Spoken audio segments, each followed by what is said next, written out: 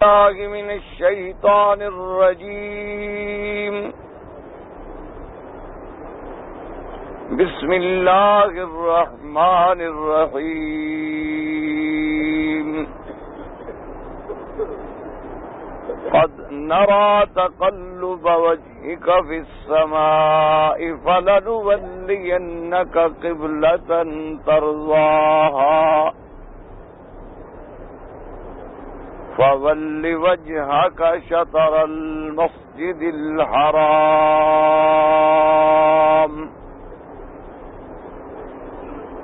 قال النبي صلى الله عليه وسلم: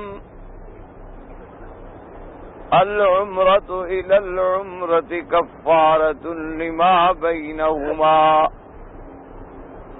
والحج المبرور ليس له جزاء إلا الجنة أو كما قال النبي صلى الله عليه وسلم.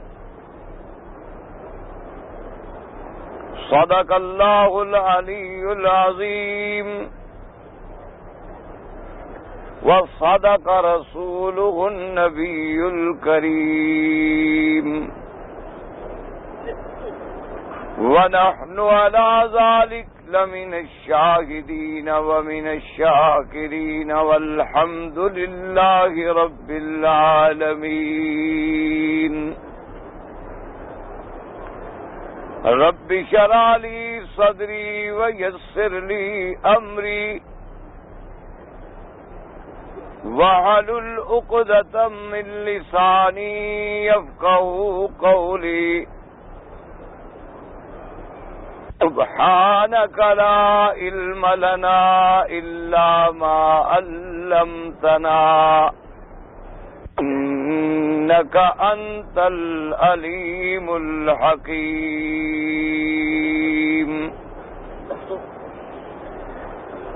برادران اسلام، عاجب الاحترام بزرگوں، دوستوں اور بھائیوں،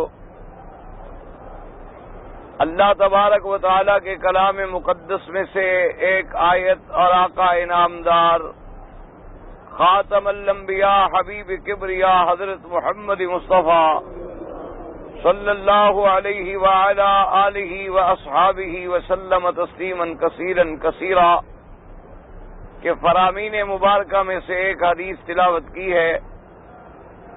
دعا فرمائیں اللہ تبارک و تعالی اس عاجز کو صحت عافیت کاملہ دائمہ اور حق بات بیان کرنے کی توفیق عطا فرمائیں. پروردگار عالم آپ کو سمجھنے کی، مجھے سمجھانے کی اور اس کے بعد ہم سب کو مل کر حق پر چلنے کی توفیق عطا فرمائیں. پروردگار عالم تمام آنے والوں کی حاضری، حج، عبادت، زیارت منظور و مقبول فرمائیں. میں نے اپنے سابقہ بیانات میں اللہ تبارک و تعالی کے اس گھر، اس عظمت والے گھر، اس شان والے گھر بیت اللہ کے بارے میں کچھ معروضات عرض کیے تھے.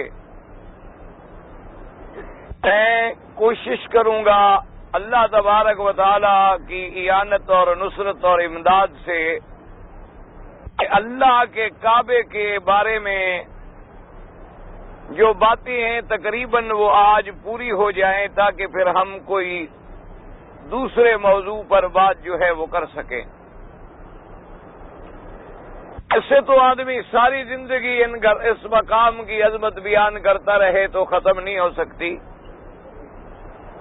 یہ تو صرف حصہ ملانے والی بات ہوتی ہے کہ ہمارا آپ کا سننے کا سنانے کا کچھ حصہ مل جائے اللہ کے گھر کی عظمت کے بیان میں. تو مختصراً آپ اس بارے میں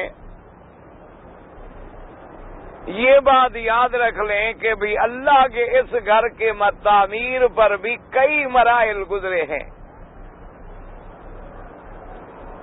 جیسے میں نے عرض کر دیا تھا، خلاصہ اب بیان کر دوں کہ پہلے اللہ کے حکم سے ملائکہ نے تعمیر فرمایا، آدم علیہ السلام نے تعمیر فرمایا، شیس علیہ السلام نے تعمیر فرمایا، اسی طریقے سے پھر سیدنا ابراہیم الخلیل علیہ السلام نے تعمیر فرمایا، امالکہ اور جرہم نے تعمیر کیا، اور حضور پاک کے زمانے میں قریش مکہ نے بھی اس کی تعمیر کی، اور قریش مکہ کے بعد انہوں نے بھی جو تعمیر کی تو انہوں نے کعبہ شریف کا حصہ جو ہے، رقبہ جو ہے، تھوڑا گھٹا دیا، یعنی کچھ حصہ باہر نکال دیا۔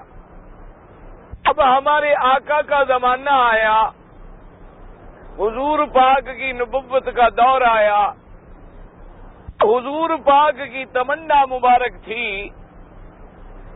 کہ اللہ کے کعبے کی تعمیر جو ہے وہ از سر نو کی جائے، اور کعبۃ اللہ کو پھر سیدنا ابراہیم علیہ السلام کی بنیاد پر اور سیدنا ابراہیم علیہ السلام کے طریقے پر دوبارہ بنایا جائے، چونکہ سیدنا ابراہیم علیہ السلام کی تعمیر جو ہے وہ تھی اساس آدم علیہ السلام پر، انہوں نے جو بنیاد رکھی تھی وہ وہی بنیاد تھی جو آدم علیہ السلام نے رکھی تھی۔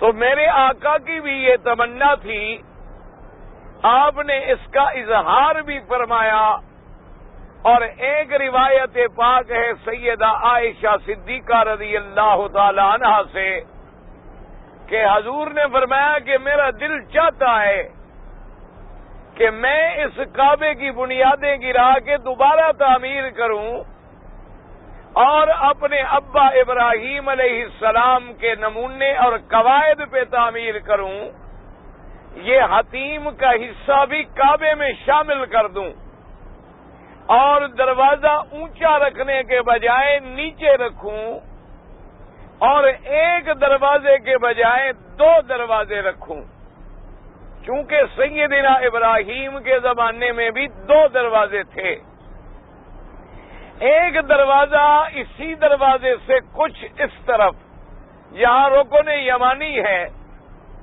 اس سے کچھ یعنی تقریباً 2 ہاتھ یا 1.5 ہاتھ پہلے ایک دروازہ یہاں تھا تاکہ ادھر سے آدمی داخل ہو اور 2 رکعت نماز پڑھے اور دوسرے رستے سے آسانی کے ساتھ باہر چلا جائے، لوگوں کو آسانی ہو جائے، آرام ہو جائے، تکلیف سے بھی بچ جائیں، اور اللہ کے کعبے کے اندر ان کو نماز پڑھنے کا موقع ملے۔ اس کے 2 دروازے تھے۔ حضور صلی اللہ علیہ وسلم کی یہ تمنا تھی۔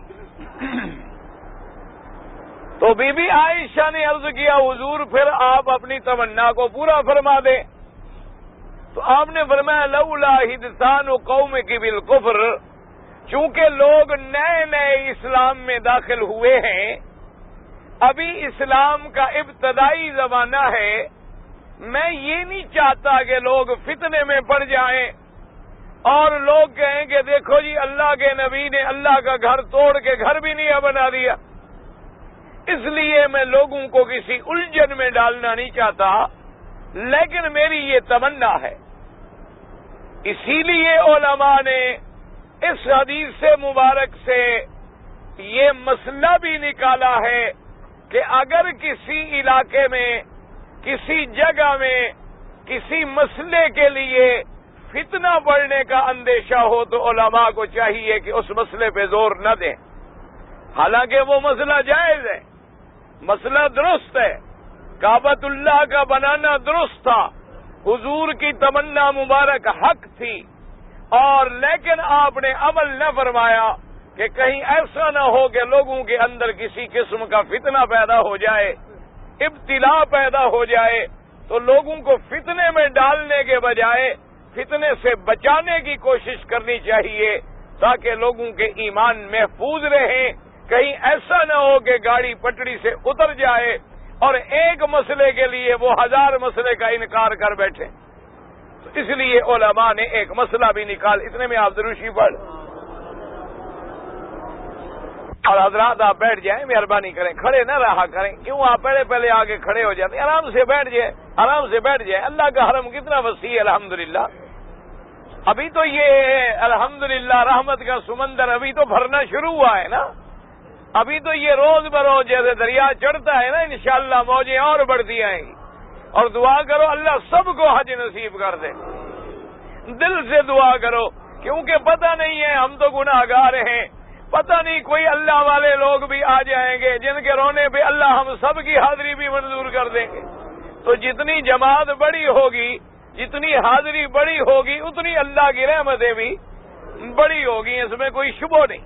اسی لیے حکم ہے نا کہ نماز اکیلے نہ پڑھو، جماعت سے پڑھو، پھر جماعت کے ساتھ مسجد میں پڑھو، پھر مسجد سے زیادہ مسجد الجامع میں پڑھو، اور جہاں زیادہ اجتماع ہو، کیونکہ جب اجتماع زیادہ ہوتا ہے تو کوئی صف میں ایسا آدمی بھی آ جاتا ہے جس کی وجہ سے اللہ سب پہ رحمتیں فرما دیتے ہیں، اور اللہ تبارک و تعالی سب کی حاضری منظور فرما دیتے ہیں. تو اب حضور کی یہ تمنا مبارک جو تھی، اور اسی کے ساتھ ساتھ یہ بات بھی یاد رکھ لیں کہ حضور کی یہ تمنا مبارک جو ہے، پھر عبداللہ ابن الزبیر رضی اللہ عنہ، جب صحابی کا نام ہے میں نے کیا عرض کیا تھا، رضی اللہ عنہ. یہ عبداللہ ابن زبیر کون ہے؟ یہ بی بی اسماء کے بیٹے ہیں. بی بی اسماء کون ہے؟ ابو بکر کی بیٹی ہے، سیدہ عائشہ کی بہن ہیں، رضی اللہ تعالی عنہم اجمعین. تو عبداللہ ابن زبیر جب مکے میں حاکم بنے، انہوں نے حضور کی تمنا کو پورا کیا، حضور کی تمنا کو پورا کیا. میزاب رحمت والی دیوار کو ہٹا دیا، اور جتنا فاصلہ حرم سے باہر تھا اس کو اندر شامل کر دیا، اور دروازے بھی 2 لگا دیے، اور دروازہ بھی زمین پہ نیچے لگا دیا، ایک داخل ہونے کے لیے اور ایک نکلنے کے لیے. لیکن خدا کی شان ہے، اللہ کو جو منظور ہوتا ہے وہی بات باقی رہتی ہے. عبداللہ ابن الزبیر کے بعد حجاج آ گیا. حجاج ابن یوسف جو مشہور ظالم گزرا ہے اس امت میں، جس کے ظلم کی داستانیں تاریخوں میں بھری پڑی ہیں، جس کی وجہ سے عبداللہ ابن الزبیر کو شہید ہونا پڑا، اور جس نے منجنیق لگا کر حضرت عبداللہ ابن الزبیر کا محاصرہ کیا اور پتھر برسائے، آگ برسائی. اس آگ کا کچھ حصہ اللہ کے کعبے کے غلاف پر بھی گرا، اللہ کے کعبے کی دیوار کو بھی نقصان پہنچا. حضرت عبداللہ ابن زبیر شہید ہو گئے. تو ان کی شہادت کے بعد حجاج ابن یوسف نے اس اپنے داغ کو مٹانے کے لیے اللہ کے کعبے کی دوبارہ تعمیر کی. اور اس نے پھر کیا کیا کہ وہ جو قریش نے تعمیر کی تھی اس تعمیر کو زندہ رکھا، تاکہ دنیا میں عبداللہ ابن زبیر کی تعمیر باقی نہ رہے، اور وہی تعمیر باقی رہے جو قریش نے کی تھی. اس نے پھر دیوار کو اندر کر دیا اور حصہ حتیم کا باہر چھوڑ دیا، اور دروازہ بھی اونچا لگا دیا، رکن یمانی والا دروازہ بھی بند کر دیا. تو یہ تعمیر جو ہوئی ہے تقریباً حجاج ابن یوسف کے زمانے میں ہوئی ہے. باقی اللہ کے گھر کی ترمیم یا اندر میں چھت کا بدلنا، ستونوں کا بدلنا، یا دیواروں کے اندر کوئی کمی بیشی کو پورا کرنا، یہ تو پھر ہر دور میں ہوتا چلا آیا ہے اور ہر دور میں ہوتا چلا جائے گا. لیکن جو اصل بنیاد کی تعمیر ہے، شاید اللہ کو یہی منظور تھا کہ اللہ کے گھر کا کچھ حصہ باہر رہ جائے، تاکہ جب بھی کوئی غریب آدمی نیت کرے کہ میں کعبے کے اندر نماز پڑھوں تو حتیم میں جا کے نماز پڑھ لے، تو گویا اس نے کعبے کے اندر نماز پڑھ لی. اللہ کو شاید یہی منظور تھا. حالانکہ حجاج کتنا بڑا ظالم ہے، لیکن اس کی تعمیر باقی رہ گئی. یہ اللہ کی قدرتیں ہیں. اللہ تبارک و تعالی جس سے چاہے کام لیں اور جس سے چاہے کام نہ لیں. ایک دوسری بات اب اور یاد رکھ لیں کہ عام طور پر بات یہ مشہور ہے کہ قبلہ اول کون ہے؟ قبلہ اول کون سا ہے؟ بیت المقدس نہیں، لفظ ہے بیت المقدس. ویسے مقدس کہہ دو تو کوئی بات نہیں، لیکن نام جو صحیح ہے وہ ہے بیت المقدس، مسجد اقصی. یہ سب سے پہلا اول کعبہ، یہ بات بڑی مشہور ہے، عام کتابوں میں بھی بات یہی ہے. لیکن علماء نے تحقیق کی ہے، اس تحقیق کا خلاصہ یہ نکلتا ہے کہ یہ بات درست نہیں. اول کعبہ یہی تھا اور سب سے پہلا گھر بھی یہی تھا. سمجھے مسئلے کو. مسجد اقصی کی تعمیر جو ہے وہ کعبے کے بعد ہے، کعبے سے پہلے نہیں ہے. تو سب سے پہلا قبلہ اول بھی کعبہ ہے، مسجد اقصی اس کے بعد ہے. اس کو قبلہ کیوں کہا جاتا ہے کہ اللہ تبارک و تعالی نے انبیاء بنو اسرائیل کا قبلہ بنا دیا مسجد اقصی کو. اور جب میرے مدنی سرکار کا زمانہ آیا اس وقت بھی قبلہ جو ہے وہ مسجد اقصی تھا. اور حضور صلی اللہ علیہ وسلم نے اپنے مکے کی زندگی میں جتنے نمازیں پڑھی ہیں وہ مسجد اقصی کی طرف رخ کر کے پڑھی ہیں. اور مدینہ منورہ میں بھی ہجرت کے بعد 17 مہینے تک جو نمازیں میرے آقا نے پڑھی ہیں وہ بھی مسجد اقصی کی طرف پڑھی ہے. مسجد اقصی بھی بڑی شان والی جگہ ہے کیونکہ معدن الانبیاء ہے. ایسی جگہ ہے جہاں اللہ کے نبی پیدا ہوئے، اللہ کے رسول پیدا ہوئے. اور ایسی جگہ ہے جہاں 1,24,000 پیغمبر اکٹھے ہوئے. اور ایسی جگہ ہے کہ جہاں سے آمنہ کے لال حبیب کبریا کو اللہ نے معراج پہ بھیجا. اللہ اگر چاہتے تو مکے سے بھی سیدھا معراج پہ.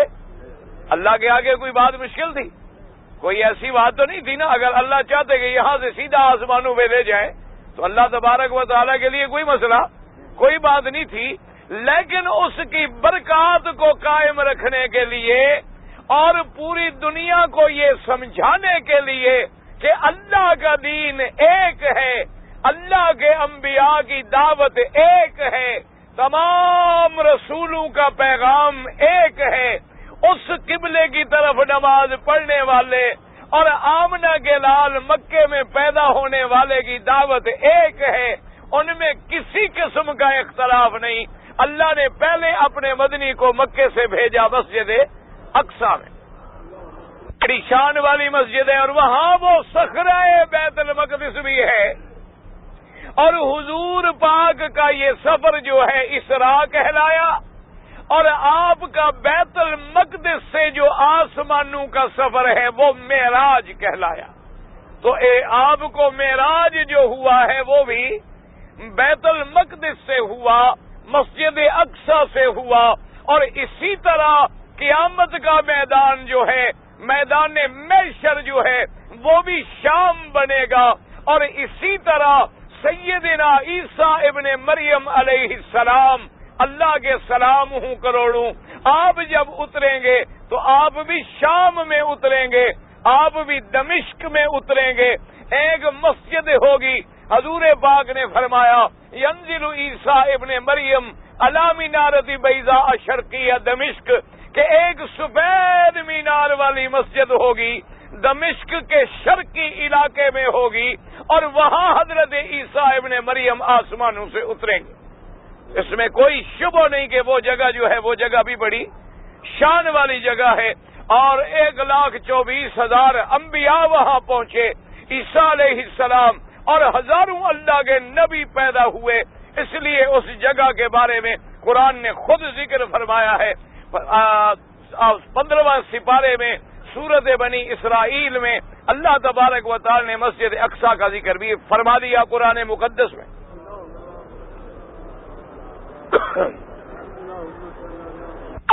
اب چونکہ حضور پاک نے پہلے نمازیں کدھر پڑھی؟ مسجد اقصی کی جانب، اس لیے اول کعبہ کہلایا، ورنہ اول کعبہ جو ہے یاد رکھے، اول کعبہ یہ ہے کیونکہ ان اول بیت وضع للناس للذی ببکۃ مبارکا وہدی للعالمین۔ اللہ نے فرمایا تحقیق پکی بات ہے، انا تحقیق تاکید کے لیے ہوتا ہے۔ فرمایا اول بیت سب سے پہلا گھر وضع للناس جو میں نے بنایا لوگوں کے لیے، کہاں ہے میرا اللہ وہ پہلا گھر؟ فرمایا للذی ببکۃ مبارکا وہدی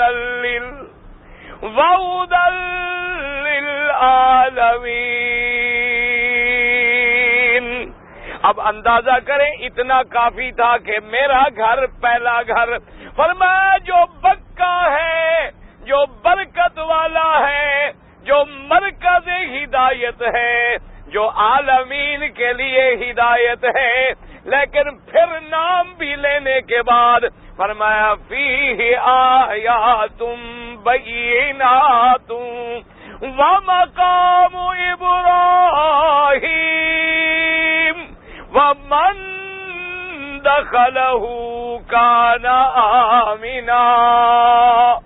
کتنی اللہ نے نشانیاں، نام بھی دے لیا کہ میرا گھر کہاں ہے، بکہ میں ہے، اور پھر فرمایا اس میں نشانیاں ہیں، اور نشانیاں بھی کھلی ہوئی نشانیاں ہیں، ظاہری نشانیاں بھی ہیں، باطنی نشانیاں بھی ہیں، معنوی نشانیاں بھی ہیں، اور فرمایا جس میں مقام ابراہیم ہے وہ پتھر بھی ہے جس پہ ابراہیم علیہ السلام نے کھڑے ہو کر میرے گھر کو تعمیر کیا، اور فرمایا جس کی صفت یہ ہے من دخلہ کان آمنا، جو اس میں داخل ہو گیا وہ امن میں آ گیا، وہ امن والی جگہ ہے۔ تو یاد رکھیں سب سے اول کعبہ جو ہے یہ ہے، اول کعبہ مسجد اقصی نہیں، وہ اول اس بنا پہ ہے کہ حضور نے پہلے ادھر نمازیں پڑھی ہیں، اور یاد رکھیں حضور جب نماز پڑھتے تھے اس کعبے میں، مسلمان دعا کرو اور شکر کر لو کہ الحمدللہ اللہ نے ہمیں بھی کعبے میں نماز نصیب کر دی، کہہ دو الحمدللہ الحمدللہ۔ خدا گواہ ہے انسان اگر ساری کائنات کی نعمتیں اللہ کے شکر میں ادا کر دے، ایک نماز کی قیمت بھی ادا نہیں ہو سکتی۔ نہ ایمان سے کہو حاجی ہو کتنی خوش نصیبی ہے، ساری زندگی ہم کہتے تھے نا کہ بھئی دل میں نیت کرتے تھے اللہ میاں تیری نماز پڑھے اور منہ تیرے قبلے کی طرف کر رہے ہیں، اللہ نے فرمایا کہ ایک وقت ایسا بھی میں نصیب کر دوں گا، تو ادھر تو قبلے کی جہت کہتا تھا، نیت کہتا تھا، طرف کہتا تھا، شطر کہتا تھا، دلوں میں ارادہ کرتا تھا میں تجھے اپنے گھر کے سامنے کھڑا کر کے اپنا قبلہ دکھلا دوں گا۔ اس سے بڑی کو خوش نصیبی ہو سکتی ہے؟ نہ ایمان سے کہو، وہاں تو ہم کہتے تھے نا منہ طرف قبلہ شریف کے، پتہ نہیں قبلہ کیسا ہوگا، پتہ نہیں کعبہ کیسے ہوگا، پتہ نہیں وہ شان والا گھر کیسے ہوگا، اور جب یہاں کھڑے ہیں تو نظر کعبے پہ ہے، اس لیے اندازہ کریں حدیث مبارک میں آتا ہے اللہ 120 رحمتیں روزانہ کعبے پہ نازل فرماتے ہیں، 120 رحمتیں نازل فرماتے ہیں۔ فرمایا 60 منہا للطائفین، فرمایا 60 رحمتیں ان کے حصے میں آتی ہیں جو طواف کر رہے ہیں۔ اس لیے علماء نے لکھا مکے میں افضل عبادت جو ہے اللہ کے گھر کا طواف ہے، طواف سے افضل عبادت کوئی نہیں۔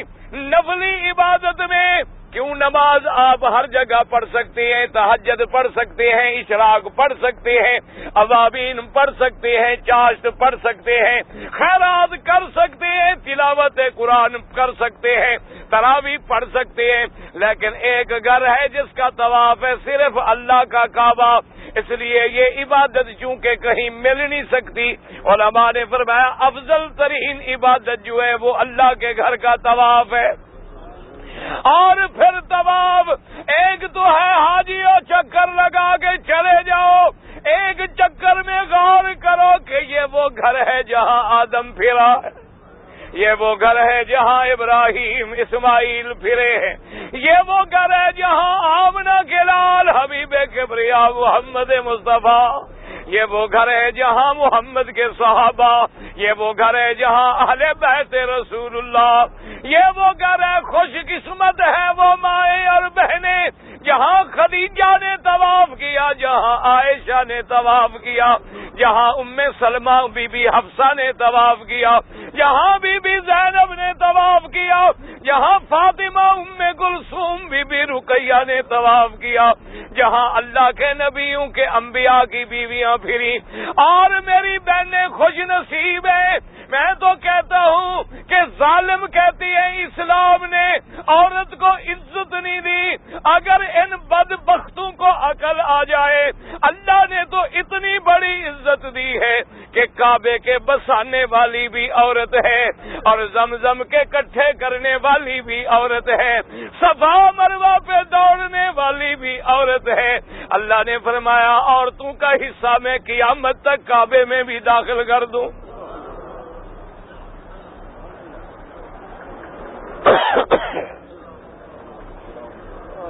ایک تو ہے نا حاجی جیسے قرآن پڑھتا ہے آدمی 30 سپارے پڑھ جاتا ہے، پتہ نہیں کیا پڑھا۔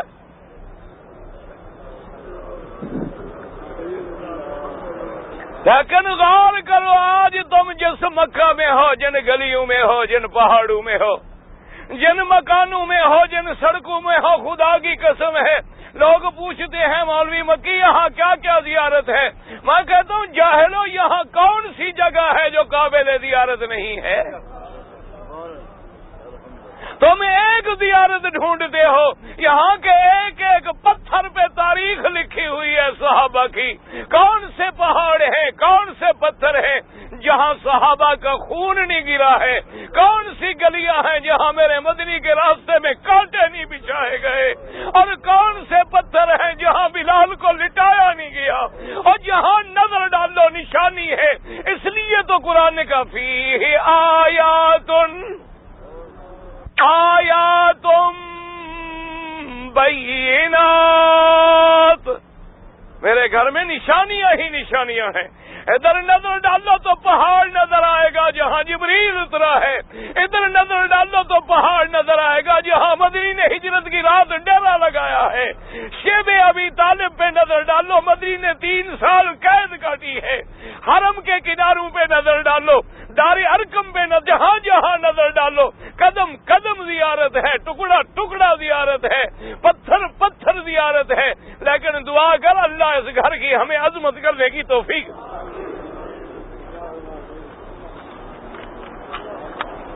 اللہم صلی علی، اور جن بھائیوں نے درود شریف پڑھا ہے وہ بیٹھ جائیں، جنہوں نے درود شریف پڑھا ہو صرف، جنہوں نے نہیں پڑھا بالکل کھڑے رہیں، جنہوں نے درود شریف پڑھا ہو وہ آرام سے بیٹھ جائیں۔ اللہ اکبر، ایمان سے کہو ایسی رحمت کہیں مل سکتی ہے؟ ایک قرآن کا ختم کرو اور 1 لاکھ لکھا جائے۔ ساری زندگی تم لاکھ ختم کر سکتے ہو؟ ساری زندگی تم 1 لاکھ نماز پڑھ سکتے ہو؟ ایک نماز پڑھو اور لاکھ لکھی جائے، 1 ریال خیرات کرو اور لاکھ لکھا جائے۔ اور آج میری اپیل ہے، میری درخواست ہے، میں آپ سب سے درخواست کرتا ہوں کہ اللہ کے کعبے میں باوضو بیٹھے ہو، دل سے دعا کر لو کہ جو میرے بھائی مکے میں بھی آ گئے، اللہ کے گھر میں بھی پہنچ گئے، پھر بھی جماعت سے محروم ہیں، اللہ ان کو بھی حرم کی نواز نصیب کر۔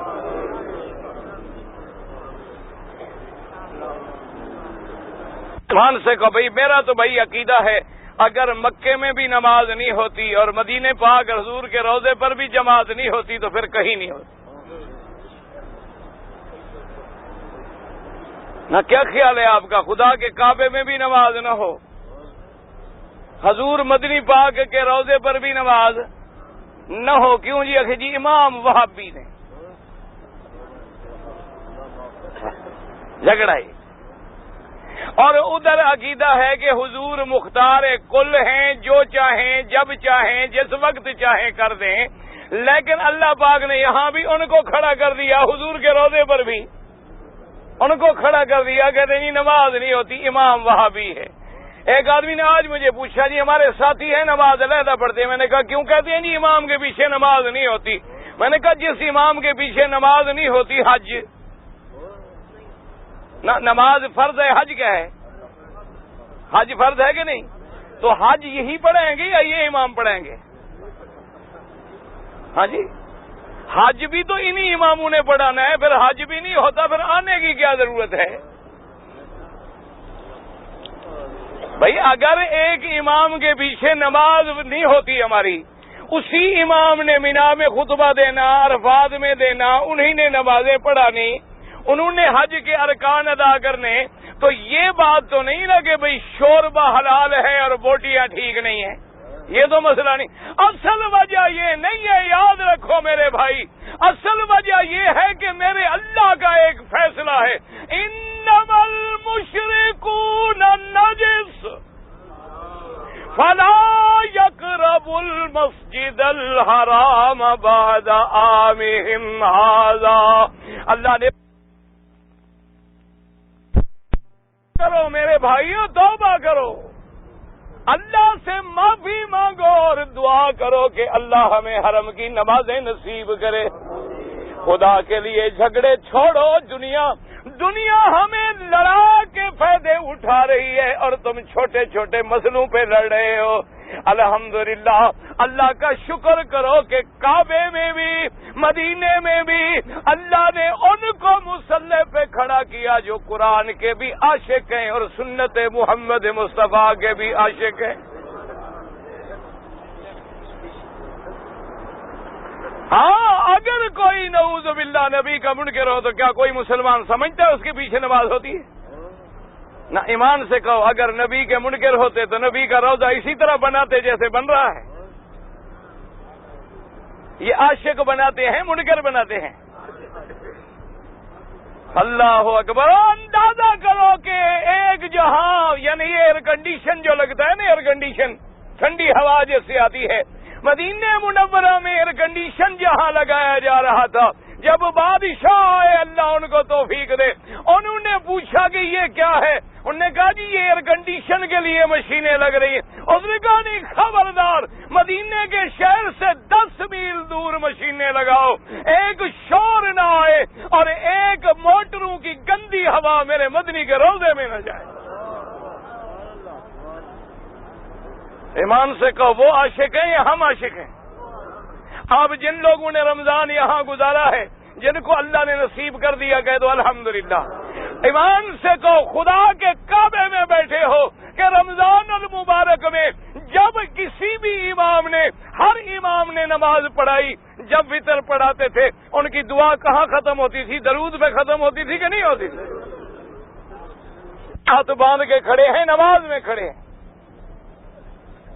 اور تم حنفیوں کے نزدیک تو یہ مسئلہ ہے نا کہ آدمی اگر 4 رکعت کی نماز ہو تو اشہد ان محمدن عبدہ ورسولہ تک پڑھے اور آگے اللہم صلی علی محمد نہ پڑھے. اگر پڑھ لے تو سجدہ سب آ جائے گا. ان کے مسلک میں ہے کہ نماز ہے، دعا ہے، قنوت ہے. کہتے ہیں صلی اللہ علی سیدنا محمد. یہاں ختم ہوتی تھی کہ نہیں؟ جن کی نماز میں درود ہے.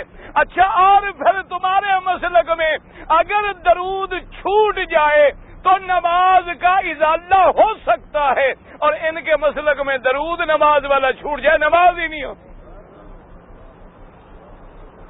اور آپ کے مسلک میں یاد رکھیں یہ ہے کہ اگر کوئی نبی کا گستاخ ہے، اس نے گستاخی کی ہے، زندیق بن گیا ہے، اس کی توبہ قبول ہو سکتی ہے اگر توبہ کرے۔ یہ ان کے ائمہ کا مسلک یہ ہے کہ جس نے نبی کی توہین کی ہے وہ زندیق ہے، مرتد ہے، واجب القتل ہے، توبہ بھی کرے تو توبہ قبول نہیں ہوگی۔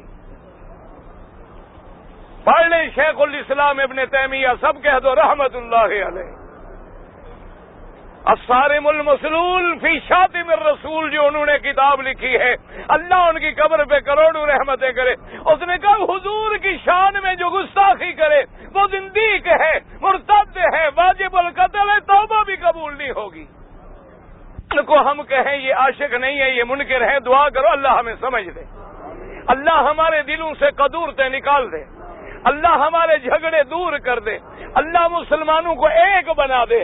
اور شکر کرو ایک ہی تو ٹکڑا ہے، دیکھ لو گورا ہے، کالا ہے، عربی ہے، اجمی ہے، حنفی ہے، شافعی ہے، مالکی ہے، حنبلی ہے، ہاتھ چھوڑ کے پڑھنے والا، ہاتھ باندھ کے پڑھنے والا، ہاتھ اٹھانے والا، نہ اٹھانے والا، امین زور سے کہنے والا، آہستہ کہنے والا، ایک امام کے پیچھے ایک صف میں ایک کعبے میں کھڑے ہیں اور الحمدللہ کوئی جھگڑا نہیں۔ دعا کرو اللہ ان کو قائم دائم رکھے تاکہ اسی طرح دین کا ہمیشہ کے لیے امن قائم رہے۔ تمہارے ہاں تو مسجدیں بھی پارٹی کی ہیں، یہ مسجد اس پارٹی کی ہے، یہ اس پارٹی کی، وہ اگر ادھر آ جائے ڈنڈے مار مار کے شہید کرتے ہیں۔ کبھی کبھی بیچارے تبلیغ والے جاتے ہیں، کہتے مسجد دھو ڈالو، کہنا جی وہ بھی بستر بند ہے سن۔ نماز پڑھنے سے مسجد پلید ہو جاتی ہے؟ نہ ایمان سے کہو، چلو نماز کوئی پڑھے، تم پڑھو، میں پڑھوں، زید پڑھے، نماز پڑھنے سے مسجدیں آباد ہوتی ہیں، پلید ہوتی ہیں؟ ہمارے ہاں تو مسجدیں نعوذ باللہ دوسری جماعت کا بندہ آ جائے مسجد پلید ہو جاتی ہے۔ یہ ان کی تم خدمت نہیں سمجھتے ہو، ان کی تم ہمت نہیں سمجھتے ہو کہ 20 لاکھ آدمی رمضان سے نہیں رجب سے آئے، محرم میں جائے اور سب کو سنبھالنا کہ زمزم ختم نہ ہو، پانی ختم نہ ہو، بازار میں بپسی کولا اور 7 اپ ختم نہ ہو، لائٹ میں آپ نے دیکھا ہوگا کوئی دن نہیں گزرتا 6 گھنٹے تیری بجلی بند ہے، یہاں جب آئے ہو کبھی 6 سیکنڈ بھی بند کی ہے۔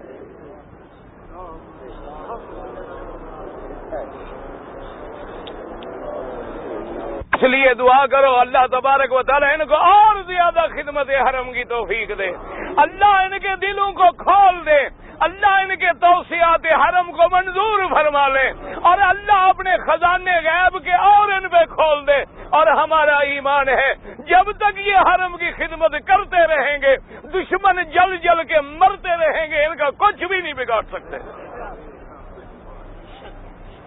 یہ ہمارا بھی عقیدہ ہے اور ایمان ہے۔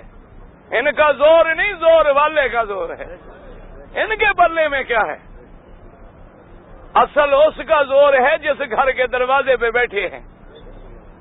ایک ایک پتھر، جس پتھر پہ تم نماز پڑھتے ہو، ایک ایک پتھر پتہ ہے کہ کہاں سے بن کے آ رہا ہے کہ حاجی کے پاؤں کو گرمی نہ لگے۔ نماز پڑھنے آئے، طواف کرنے آئے، پاؤں گرم نہ ہو جائے، جو دھوپ بڑھتی جائے خدا کے گھر کا پتھر ٹھنڈا ہو رہا۔ ایمان سے کہو کبھی تمہارے پاؤں جلے ہیں؟ اپنی مسجدوں میں بھی کبھی ذرا دوپہر کو جا کے دیکھو، ذرا تجربہ تو کرو۔ عاشقوں نے جو بنائی ہیں وہاں تو سب عاشق ہیں نا ماشاءاللہ، منکر سارے مکے مدینے میں، عاشق وہی ہیں۔ انا للہ و انا، اللہ پاک ہم تو سمجھ دے اللہ ان کو بھی سیدھے دل عطا فرما دے۔ کوئی جھگڑے نہیں، اصل جھگڑا دشمن نے ڈالا ہوا کہ مسلمان لڑتا رہے، کبھی مسجد پہ جھگڑا، کبھی نماز پہ جھگڑا، کبھی امین پہ جھگڑا، کبھی جناب کل خانیوں پہ جھگڑا۔ اصل کوئی جھگڑا نہیں ہے اگر اکٹھے بیٹھ جائیں۔ اور مسلمانوں تم خوش نصیب ہو، خدا بھی تمہارا ایک ہے، محمد مصطفیٰ بھی تمہارا ایک ہے، کعبہ بھی تمہارا ایک ہے، دین بھی تمہارا ایک ہے، قرآن بھی تمہارا ایک ہے، دستور بھی تمہارا ایک ہے، اور نماز پڑھنے کے وقت تمہاری توجہات کا مرکز بھی ایک ہے۔ اللہ 5 وقت میں تمہیں اکٹھا کرتا ہے، اکٹھے کھڑے ہو کے ایک قبلے کی طرف منہ کر کے ذرا سبق یاد کر لو کہ ہم نے اکٹھا ہونا ہے، ہم نے ٹوٹنا نہیں ہے۔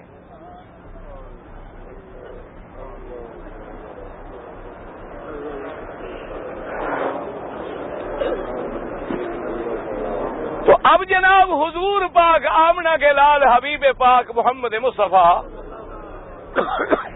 تو آپ نے نمازیں پہلے کس طرف پڑھی ہیں؟ مسجد اقصی کی طرف. قرآن نے خود ذکر فرمایا،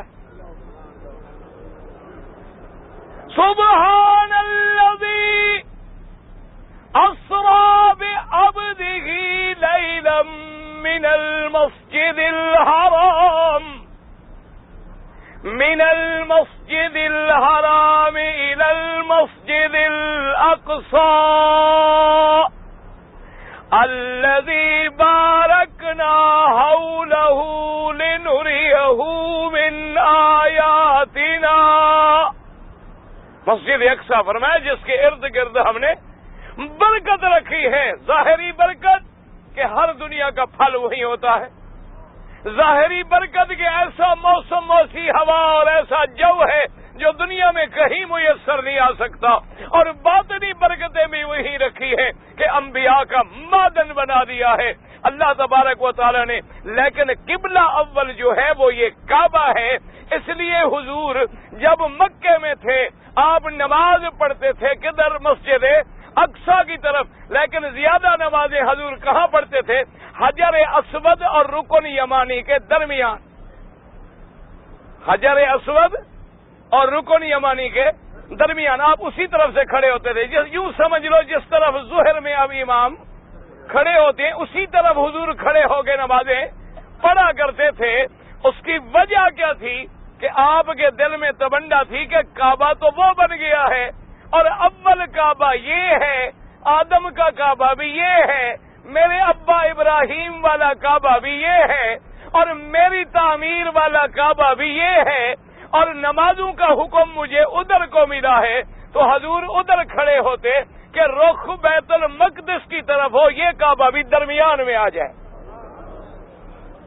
مسجد اقصی ادھر ہے نا، تو آپ اگر ادھر کھڑے ہوں گے تو یہ کعبہ شریف درمیان میں آئے گا اور رخ آپ کا مسجد اقصی کی طرف ہوگا، تاکہ یہ بھی بات ہو جائے کہ یہ کعبہ شریف بھی درمیان میں رہ جائے اور نماز بھی ہماری مسجد اقصی کی طرف ہوتی رہے. حضور نمازیں پڑھتے رہے. لیکن جب آپ تشریف لے گئے مدینہ منورہ، دعا کرو جن کو نصیب نہیں اللہ سب کو نصیب کر، اور جن کو حاضری نصیب ہوئی ہے دعا کرو اللہ قبول کر، اللہ منظور فرما لے. اور جو آ رہے ہیں، جو بیمار ہیں، اللہ سب کو صحت عافیت سلامتی کے ساتھ یہ جگہ نصیب کر دے. میں ساری کائنات ڈھونڈتے پھرو، نہ مکہ ملے گا نہ مدینہ ملے گا، نہ کوئی مقابلہ کر سکتا ہے. بھلا سوال ہی پیدا نہیں. ایک جگہ اللہ نے خلیل کا ڈیرا لگوا دیا، ایک جگہ حبیب کا ڈیرا لگوا دیا. ایک جگہ کو رونق بخشی، عزت بخشی تو خلیل کا ڈیرا لگا دیا، اور ایک جگہ حبیب کا ڈیرا لگا دیا. یہاں ابراہیم خلیل اللہ اور اسماعیل ذبیح اللہ آ گئے، اور وہاں کون؟ محمد الرسول اللہ آ گئے صلی اللہ علیہ وعلی آلہ وصحابہ وسلم تسلیما کثیرا کثیرا. تو اب جناب حضور جب ہجرت فرما کر مدینہ منورہ تشریف لے گئے، تو اب مدینہ منورہ میں جب حضور نماز پڑھتے مسجد اقصی کی طرف تو یہ کعبہ درمیان میں، مکے میں تو آ جاتا تھا نا جی، لیکن مدینے میں آپ جب پڑھیں گے تو اس کعبے کو تو پشت ہوگی، یہ کعبہ درمیان میں نہیں آتا تھا.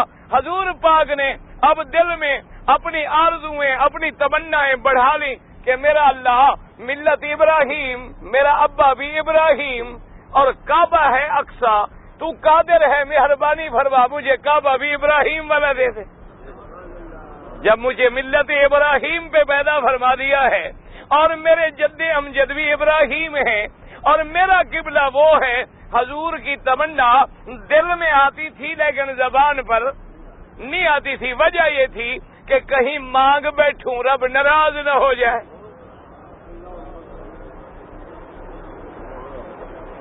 اب اللہ کی شان ملاحظہ کریں کہ انبیاء بھی مانگتے ہوئے ڈرتے ہیں کہ کہیں میرے مالک کو ناراضگی نہ آ جائے کہ آپ نے میرے کعبے کے بارے میں کیوں مانگا ہے.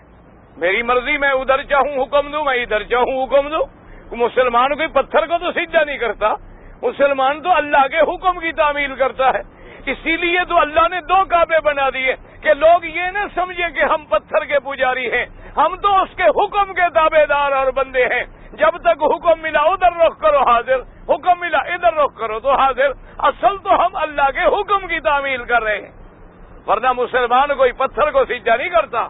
ہم جو سجدہ کرتے ہیں اپنے اللہ کا سجدہ کرتے ہیں، کعبے کے پتھروں کا سجدہ نہیں کرتے. ہم طواف کر رہے ہیں کیوں؟ حکم ہے، حکم ہے میرے اللہ کا.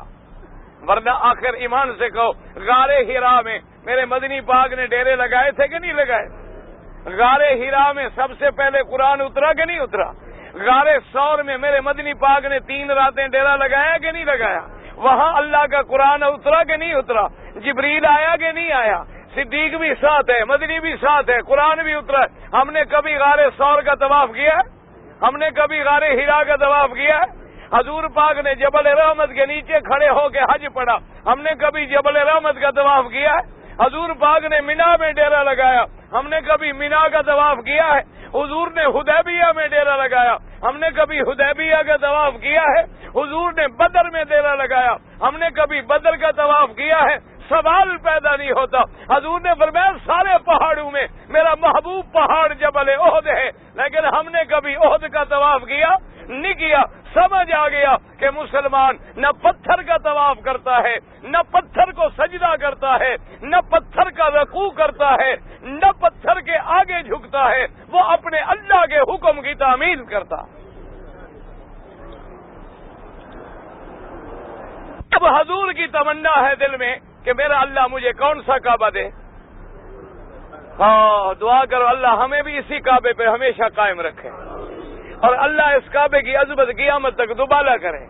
اللہ تبارک و تعالیٰ قیامت تک ہر فتنے سے محفوظ فرما دے.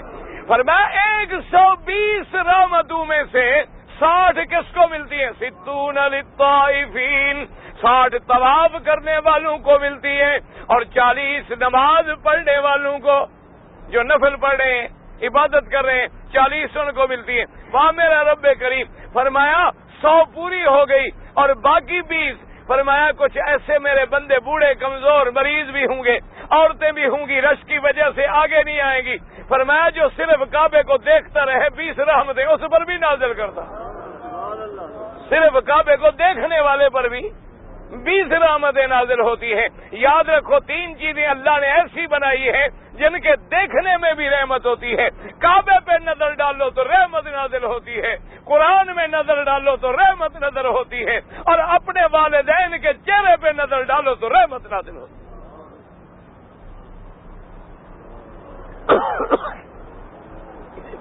اب حضور کی تمنا ہے دل میں، آرزو کر رہے ہیں، لیکن زبان مبارک سے مانگ نہیں رہے، کیونکہ نوح علیہ السلام نے مانگا، اللہ ناراض ہو گئے کہ نہیں؟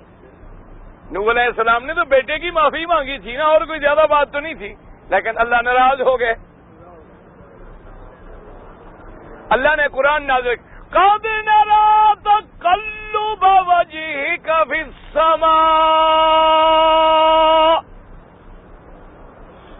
فَلَنُوَلِّيَنَّكَ قِبْلَةً تَرْضَاهَا. اللہ نے فرمایا قد حرف تحقیق ہے، فرمایا قد نرا تحقیق ہم نے دیکھ لیا، ہم نے دیکھا تیرے چہرے کا آسمانوں کی طرف اٹھنا جھکنا. تقلب وجہ کا، تقلب مانا اٹھنا پھر جھک جانا، پھر اٹھنا پھر جھک جانا. اللہ نے فرمایا میرا مدنی میں تو رب علیم ہوں، میں خبیر ہوں، میں بصیر ہوں، میں دلوں کے جاننے والا ہوں. میرے سامنے کوئی چیز چھپی ہوئی نہیں ہے. تیرے دل میں جو تمنا اٹھتی ہے پھر چہرہ اٹھتا ہے پھر جھکتا ہے. قد نرا تقلب وجهك في السماء، اور اسی میں اندازہ کریں فَلَنُوَلِّيَنَّكَ قِبْلَةً تَرْضَاهَا. میرا مدنی ہم تمہیں پھیرتے ہیں اس قبلے کی طرف. اگر یہ پہلے قبلہ نہ ہوتا تو اللہ قبلہ نہ فرماتے. معلوم ہوا کہ اول بھی یہ تھا قبلہ بھی یہ تھا. فَلَنُوَلِّيَنَّكَ قِبْلَةً تَرْضَاهَا فَوَلِّ المسجد الحرام. اللہ نے فرمایا میرا مدنی، اور میں کہا کرتا ہوں کہ یہاں رحمت خدا کی بھی شان دیکھو اور میرے مدنی کی بھی شان دیکھو. اللہ فرماتا ہے تیرے چہرے کے اتار چڑھاؤ کے صدقے میں ہم نے کعبہ بدل دیا. اللہ کی شان بھی ہے اور بدلا کیسے؟ کعبہ میرا ہے لیکن میرا مدنی، مجھے تیری تمنا پسند ہے، مجھے تیری رضا پسند ہے، مجھے تیری درخواست کا انداز پسند ہے کہ چاہنے کے باوجود زبان نہیں ہلائی کہیں رب ناراض نہ ہو جائے. فرمایا فَوَلِّ وَجْهَكَ شطر المسجد الحرام. میرا مدنی اب چہرہ پھیر لو. کدھر پھیر لو؟ یاد کر لو، شطر المسجد یعنی کا شطر الکعبہ.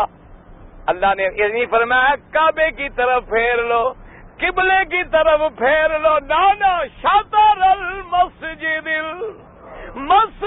الحرام. اللہ نے فرمایا میرا مدنی اب صرف آپ نے تو یہ کعبہ مانگا ہے، ہم نے تیری امت کے لیے پوری مسجد الحرام کو کعبہ بنا دیا ہے. پوری دنیا میں جہاں کھڑے ہوں اگر کعبے کے اندر بھی مسجد نہ آئے تو سارے حرم جو ہے ان کے لیے کعبہ ہے. اگر مسجد الحرام کی طرف بھی جہت ہو گئی ہم نمازیں قبول کر لیں گے. حضور پاک کی تمنا، جس تمنا آرزو کو مانگتے رہے اللہ نے وہی قبلہ اول حضور پاک صلی اللہ علیہ وسلم. اس لیے حضور نے فرمایا مسلمانوں یاد رکھو قبلتکم حیا و میتا. اب تمہارا قبلہ زندگی میں بھی یہی ہے اور مرنے کے بعد بھی یہی ہے. کیا مانا؟ جب آدمی مرتا ہے تو اس کا رخ بھی اسی قبلے کی طرف کیا جاتا ہے، کیونکہ زندگی میں بھی یہی کعبہ اور مرنے کے بعد بھی یہی کعبہ، کیونکہ اول بھی یہی کعبہ اور اصل بھی یہی کعبہ اور مرکز بھی یہی کعبہ اور نشانیوں کا گھر بھی یہی کعبہ اور انبیاء کا طواف کرنے کی جگہ بھی یہی کعبہ، بنائے ابراہیم بھی یہی کعبہ، بنائے اسماعیل بھی یہی کعبہ اور بنائے محمد عربی بھی یہی کعبہ. اور فرمایا اس کعبے میں نے ایسی شان لگا دی ہے، ایسی عظمت لگا دی ہے. میرا مدنی تو نے تو رخ پھیرنا مانگا ہے، ہم نے تیری دعا ایسی منظور کی ہے کہ ایک وقت آئے گا جب آپ کو کعبے کا حاکم بنا کے بھیجوں گا. حضور مدینے میں تھے نا. اللہ اس کعبے کی عظمت کا اندازہ لگائے. حضور فتح مکہ کے دن جب کعبے میں آ رہے ہیں، حضور کے آنے کا عالم یہ ہے، اندازہ کریں. صحابہ کہتے ہیں کہ حضور اپنی اونٹنی پہ سوار ہیں، ہزاروں کا لشکر جلب میں ہے.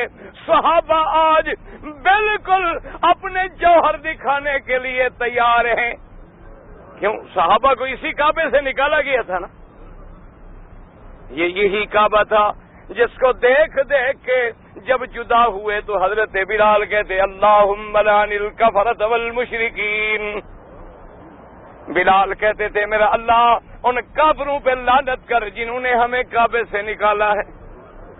میرا اللہ ان کافروں کو ہلاک کر جنہوں نے ہمیں کعبے سے نکالا ہے. اور یہی کلمات ہیں جو سیدنا صدیق کی زبان پر ہیں. جب میرے مدنی ہجرت کر کے جا رہے ہیں تو حضرت صدیق نے کہا اخرجوا نبیہم لیہلکن، اخرجوا نبیہم لیہلکن. آپ نے فرمایا مکے کے قریش بڑے بدقسمت ہیں، انہوں نے اپنے نبی کو کعبے سے نکالا ہے، اللہ ان کو ہلاک و برباد کر دے گا. اور پورے صحابہ میں جوش ہے. بعض صحابہ کہتے ہیں کہ آج بدلے دینے کا وقت آیا ہے. ہاں مکے والوں نے جو ہمیں ستایا تھا، ہمیں جو مارا تھا، ہمیں آج تک وہ نشان یاد ہے اور تڑپ رہے ہیں. تلواریں تڑپ رہی ہیں، نیزے پھڑک رہے ہیں، صحابہ کے خون میں ابال آیا ہوا ہے. لیکن میرے مدینے فرمایا میرے صحابہ میرے جرنیلوں خبردار سن لو، آج ہم اللہ کے حرم میں داخل ہو رہے ہیں، اس لیے خیال رکھنا کسی مکے والے پہ ظلم نہ ہو جائے، کسی مکے والے پہ زیادتی نہ ہو جائے۔ فرمایا اللہ کے گھر میں داخل ہو رہے ہیں، فرمایا من القى السلاح فلہ امان، جو اپنا ہتھیار پھینک دے اس کو بھی کچھ نہ کہنا، من اغلق بابہ فلہ امان، جو اپنا دروازہ بند کر لے اس کو بھی کچھ نہ کہنا، بوڑھے کو بھی کچھ نہ کہنا، عورت کو بھی کچھ نہ کہنا، بچے کو بھی کچھ نہ کہنا۔ فرمایا جو کعبے میں چلا جائے کچھ نہ کہنا، ابھی سفیان کے گھر میں چلا جائے کچھ نہ کہنا۔ صحابی کہتی ہے کہ ہم نے دیکھا حضور نے مہار پکڑی ہے اونٹنی کی اور اپنی گردن جھکائی ہوئی ہے، اسی گردن جھکتے جھکتے اونٹنی کی گردن پہ لگ گئی کہ کعبے میں داخل ہو رہا ہوں کہیں میرا تکبر نہ ہو جائے۔ ہاں ہاں ہمارے تو جی کعبے شریف میں ایسے داخل ہوتی ہیں، اللہ رحمت کرے جیسے لارنس گارڈن میں پھر رہے ہوں، اکڑ اکڑ کے چلتے ہیں، اللہ معاف فرمائے۔ معلوم ہوتا ہے کہ پتہ نہیں یہ بیچارے کہاں سے آئے ہیں، کسی کو دھکا لگ جائے، کسی کو کچھ ہو جائے، اگڑ رہے ہیں، فیشن کیا ہوا ہے، سر ننگے کیے ہوئے ہیں، انگریزوں کی طرح بال بنائے ہوئے ہیں، کعبے میں آ رہے ہیں، کہانیاں ہیں، پتہ کوئی دیکھیں آمنہ کا لال ہے، خاتم الانبیاء ہے، حبیب کبریا محمد مصطفیٰ ہے، اور کعبۃ اللہ میں بھی کافروں کا کنٹرول ہے، اس کے باوجود حضور کی گردن مبارک جھکی ہوئی ہے۔ بلکہ ایک روایت میں آتا ہے آپ نے ایک جرنیل کو جھنڈا دیا، اس نے جب ہاتھ میں پرچم لیا اسلام کا تو اس نے ایسے پرچم کو ذرا لہرایا، فوج لہراتی ہے نا، اور دشمنوں کے سامنے تو لہرایا جاتا ہے آخر۔ حضور نے فرمایا ٹھہر گیا، فرمایا پرچم واپس کرو، فرمایا تمہیں ہم نے ہٹا دیا ہے، تیرے ہلانے سے مجھے تکبر کی جھلک آتی ہے۔ نا تواضع،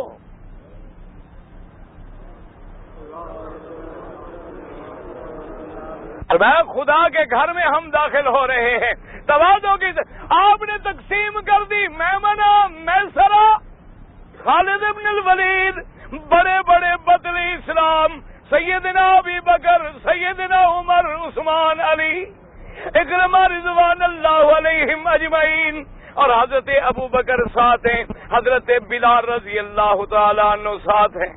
اللہ تبارک و تعالیٰ کی شان ہے، حضور نے فرمایا ایسے داخلوں کے ادب کے ساتھ، آگے امان امان کا شور ہو گیا، مکے والوں کو بھی پتہ چل گیا کہ مقابلہ نہیں کر سکتے، انہوں نے بھی ہتھیار ڈال دیے، سارے مکے کے سردار قید ہیں، حضور کعبے کے دروازے کے سامنے کھڑے ہیں۔ حضور نے فرمایا مکے والوں آج اپنے بارے میں خود فیصلہ کرو، میں خود فیصلہ کرو تمہیں کیا سزا ملنی چاہیے۔ ہاں اللہ اکبر، ایسے بھی تھے، آخر مکے کے لوگ تھے نا جی، سردار تو تھے نا، کہنے لگے کہ حضور کوئی ہمارا ایک جرم ہے کہ ہم بات کریں، ہم مجرم ہیں لیکن اپنے ایک کریم بھائی کے سامنے کھڑے ہیں، اور ہم بھی یہ تمنا کرتے ہیں کہ جیسے حضرت یوسف نے فیصلہ کیا تھا آپ بھی وہی فیصلہ کریں۔ یوسف علیہ السلام نے بھی تو بھائیوں کے بارے میں، یوسف علیہ السلام کو بھائیوں نے کنویں میں ڈالا تھا کہ نہیں؟ میرا مدنی ہم نے تو آپ کو غار میں ڈالا نا، اونچی جگہ تو ہے، انہوں نے تو کنویں میں ڈالا تھا۔ کنواں نیچے ہوتا ہے نا پہاڑ کی غار، تو اونچی ہوتی ہے، چوٹیوں پہ ہوتی ہے میرا مدنی، اور ان کو بھی بھائیوں نے ڈالا تھا جیسے ہم آپ کے بھائی ہیں، ان کے بھی تو بھائی تھے نا، رشتہ دار تھے جیسے ہم۔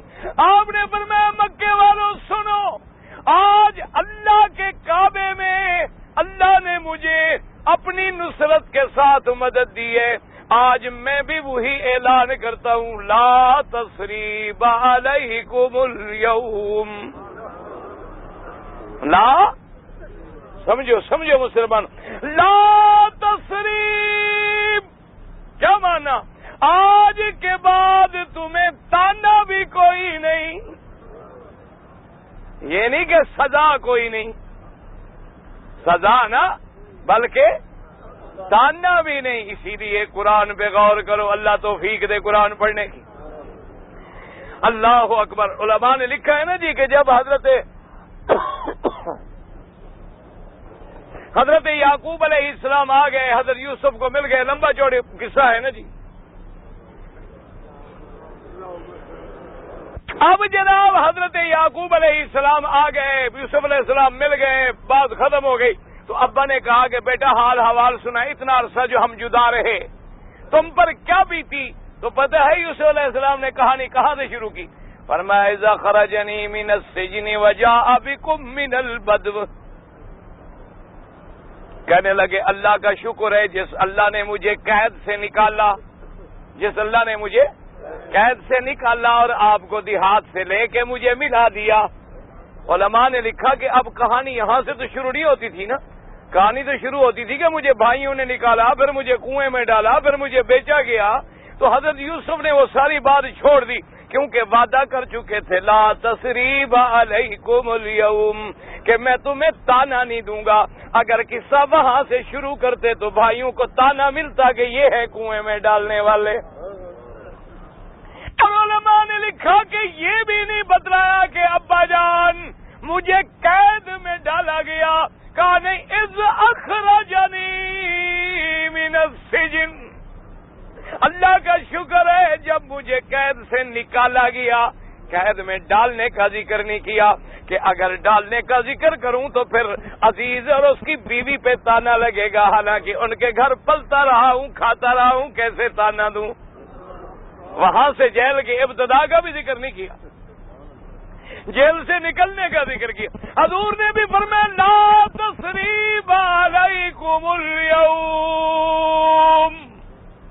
جاؤ مکے والو آج کے بعد تم پہ تانا کوئی نہیں, انتم الطلقاء, تم آزاد ہو, جہاں مرضی آئے جاؤ, پابندی بھی کوئی نہیں. حضور نے فرمایا بلال حاضر یا رسول اللہ, فرمایا عمر کو بھیجو جا کے عثمان ابن طلحہ جس کے پاس کعبے کی چابی ہے اس کو لے آئے اور کہے چابی دے کے میرے سامنے آؤ. یہ عثمان ابن طلحہ ابن ابی طلحہ شیبی, بنو شیبہ کے قبیلے کے تھے جن کے پاس چابی تھی. چابی لے آیا. حضور نے فرمایا تمہیں یاد ہے میں نے چابی مانگی تھی, تم نے مجھے کعبے کی چابی نہیں دی تھی, یاد ہے تمہیں؟ میں نے کہا میں 2 رکعت پڑھ لوں, تم نے کہا نہیں آپ کو نہیں دیتا, سارے پڑھ سکتے ہیں آپ نہیں اندر. کہنے لگا ہاں حضور یاد. فرمایا تم نے وہ کیا تھا, میں یہ چابی پھر تمہیں دیتا ہوں. یہ ہے نا عظمت کعبہ. فرمایا خذھا خالدۃ طالدۃ, فرمایا تمہیں دیتا ہوں, دعا کرتا ہوں قیامت تک تیرے گھر میں رہے.